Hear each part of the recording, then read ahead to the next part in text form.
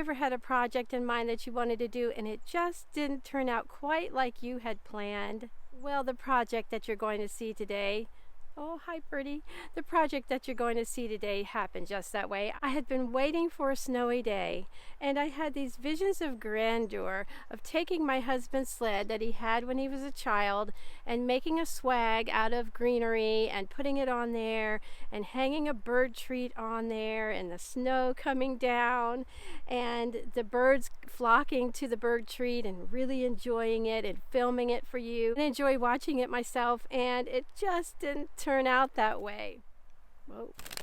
Welcome to my channel, and if you're new here, my name is Bobby. I'm really glad you joined us, and welcome to all of the faithful subscribers that have been with me for a while. I think where I made my mistake was I gave the birds too much to choose from, too much of a smorgasbord, and too many different places to feed on, and they weren't at all interested in going to the swag and to the little bird treat and feeding on that. So we went to plan B. That was totally fine. I hung it in the tree, and the birds have, as you can see, I guess you can see, they've been feeding on it and they've been enjoying it.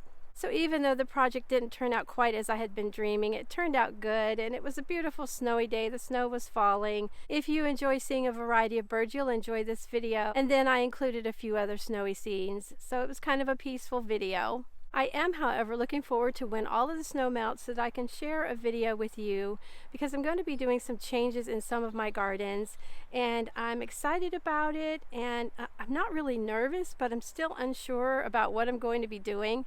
But it would be hard to see with all of the snow on the ground, so I want to wait till the snow melts. And our temperatures are supposed to go up into the 50 degrees Fahrenheit next week here in my Zone 6B. Of course, the weather's all over the place. It's winter in January, and that's what happens.